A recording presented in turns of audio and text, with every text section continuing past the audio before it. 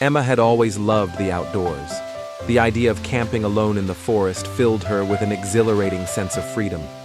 After a stressful few months in the city, she needed this escape. So, with a fully packed backpack, a high-end tent, and a heart full of adventure, she set off to Ravenwood Forest. The forest was stunning in the golden light of the afternoon. Tall pines swayed gently, their whispers mixing with the songs of birds. The air was crisp and earthy, so different from the polluted city air she had left behind. She found a clearing near a tranquil lake, an ideal spot to set up camp. With practiced ease, she pitched her tent and gathered firewood, her excitement growing. As the sun dipped below the horizon, painting the sky in hues of orange and pink, Emma lit her campfire.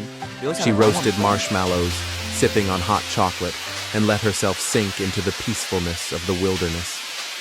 But peace in the wild is fleeting. And as darkness crept in, so did the first shiver of unease. The sounds of the forest had changed. The cheerful chirping of birds had faded, replaced by an eerie silence. Emma glanced around, the fire casting flickering shadows that seemed to stretch and twist unnaturally. Then she heard it, a twig snapping somewhere behind her. She froze, every muscle tensed. Probably just a deer, she told herself, or a raccoon. She turned, her flashlight cutting through the darkness. Nothing. Shaking off the unease, she crawled into her tent, zipping it shut tightly. Sleep did not come easily.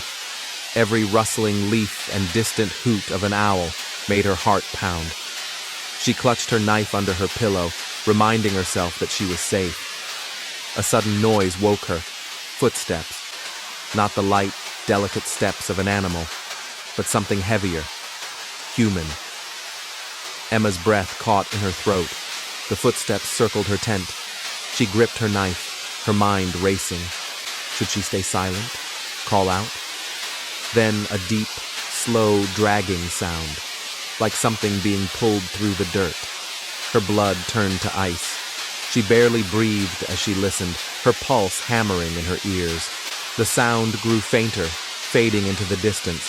Minutes stretched into hours before exhaustion finally overtook her, and she slipped into a restless sleep. At sunrise, Emma stepped out cautiously, scanning the area. The dirt near her tent was disturbed, as if someone, or something, had been standing there for a long time. Then she saw it.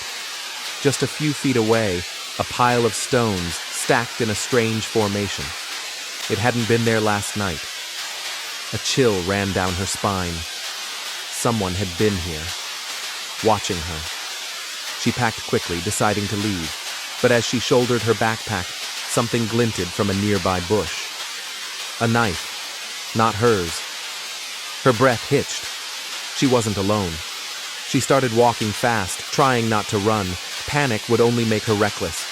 Every snap of a branch made her nerves jangle. Then she saw them, two figures emerging from the trees, their faces obscured by hoods.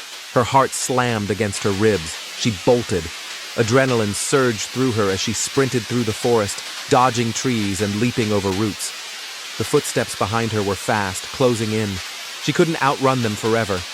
Spotting a fallen log, she dove behind it, pressing herself into the dirt. Holding her breath, she listened. The footsteps stopped. Silence stretched. Then, where did she go? A rough voice muttered, "Find her." She bit her lip to keep from making a sound. Minutes passed before their voices faded. She didn't move.